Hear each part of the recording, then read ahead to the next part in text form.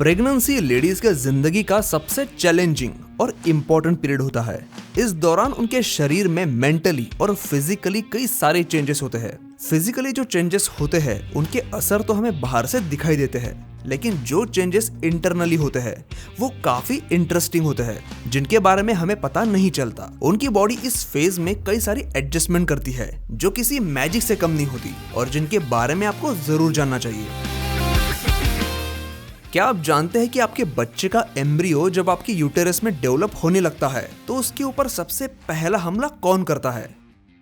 आपकी खुद की इम्यून सिस्टम, क्योंकि नए से डेवलप होने वाले इस एम्ब्रियो का डीएनए आपकी बॉडी से पूरी तरह अलग होता है, इसलिए आपका इम्यून सिस्टम इसे एक फॉरेन बॉडी यानी खतरे की तरह ट्रीट करता है। और जैसा कि बॉडी किसी फॉरेन बैक्टीरिया या माइक्रोब से लड़ती है, उसी तरह इस एम्ब्रियो को भी डिस्ट्रॉय करने की कोशिश शुरू हो जाती है। तो फिर बच्चे का एम्ब्रियो इस हमले से बचता कैसे है? अब देखिए, बॉडी का इम्यून सिस्टम कंफ्यूज है क्योंकि उसे इस एम्ब्रियो को मारना भी है और साथ में उसे बचाना भी है। तो ऐसे सिचुएशन में इम्यून सिस्टम दोनों तरह के इम्यून सेल्स प्रोड्यूस करती है, जिनमें से कुछ इस एम्ब्रियो से लड़ते हैं तो बाकी के इम्यून सेल्स जो बॉडी ने स्पेशली एम्ब्रियो को प्रोटेक्ट करने के लिए बनाए थे वो अपना काम करते हैं, यानी उसे प्रोटेक्ट करते हैं। आपके एम्ब्रियो को प्रोटेक्ट करने के लिए आपकी बॉडी आपके यूटेरस के ओपनिंग को भी बंद कर देती है ताकि बाहर के जर्म्स अंदर ना जा सके।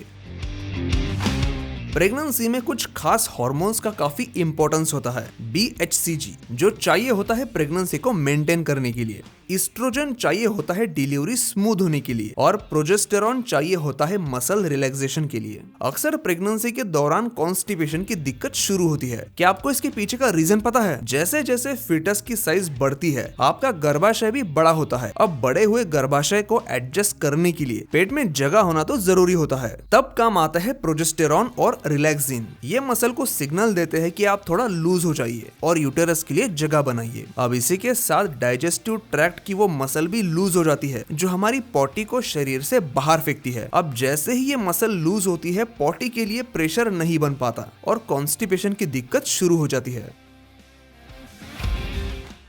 अब ये भी जान लीजिए कि प्रेगनेंसी के दौरान आपको उल्टियां या फिर एसिड रिफ्लक्सेस क्यों होते हैं।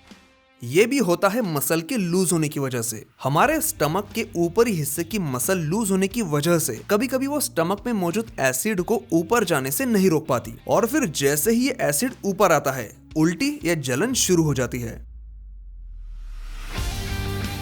हम जो भी फूड खाते हैं उससे मिलने वाले आयन से हमारी बॉडी खून के कई सारे कंपोनेंट्स बनाती है, जैसे कि RBC। लेकिन प्रेगनेंसी के दौरान माँ जो भी खाना खाती है उसमें से काफी सारे न्यूट्रिएंट्स फीटस एब्जॉर्ब कर लेता है। इसीलिए इस दौरान माँ के खून में RBC काउंट काफी कम हो जाता है क्योंकि RBC प्रोडक्शन के लिए इनफ न्यूट्रिएंट्स नहीं मिल पाते और ये एक बहुत बड़ा प्रॉब्लम है। लेकिन जैसा कि मैंने पहले ही कहा था कि हमारी बॉडी के अंदर जो भी प्रॉब्लम्स आते हैं उस पर पहला सोल्यूशन हमारी बॉडी खुद निकालती है। तो ऐसी सिचुएशन में एक प्रेग्नेंट औरत की मदद करती है उसकी किडनी एरिथ्रोपोएटिन नामक हार्मोन रिलीज करती है जो RBC का प्रोडक्शन स्टिम्युलेट करता है, यानी बढ़ाता है। प्रेगनेंसी में हार्ट का काम भी बढ़ जाता है क्योंकि उसे मदर और प्लेसेंटा दोनों को ब्लड पहुंचाना होता है। इसलिए प्रेगनेंसी में हार्ट रेट काफी बढ़ता है, लेकिन फिर भी बॉडी इस बढ़े हुए हार्ट रेट के साथ कैसे एडजस्ट करती है, ये हेल्थ एक्सपर्ट्स के लिए आज भी एक पजल है।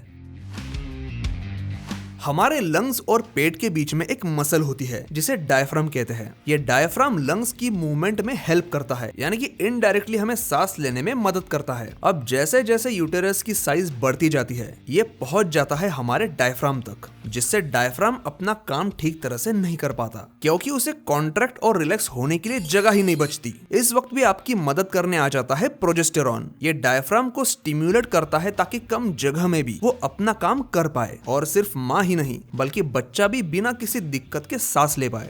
बच्चे की डिलीवरी होने से बस कुछ समय पहले ही जैसे फीटस नीचे आता है, डायफ्राम पर बना प्रेशर कम होता है और उसे अपना काम करने के लिए जगह मिल जाती है और प्रेग्नेंट लेडी गहरी सांस लेना शुरू करती है।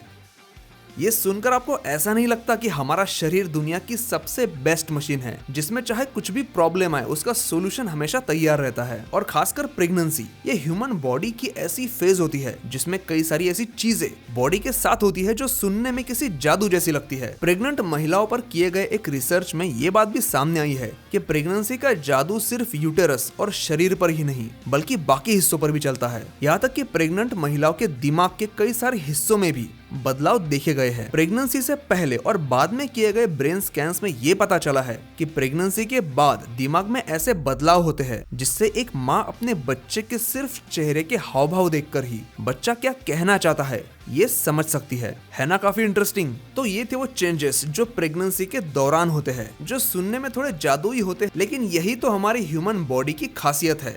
तो आई होप आज का ये वीडियो आपको जरूर पसंद आया होगा। अगर हाँ तो आप इसे लाइक जरूर कीजिए और ऐसी वीडियोस देखने के लिए चैनल को सब्सक्राइब करना ना भूलिए। मैं हूँ सुमित और मैं मिलता हूँ आपसे अगले एपिसोड में।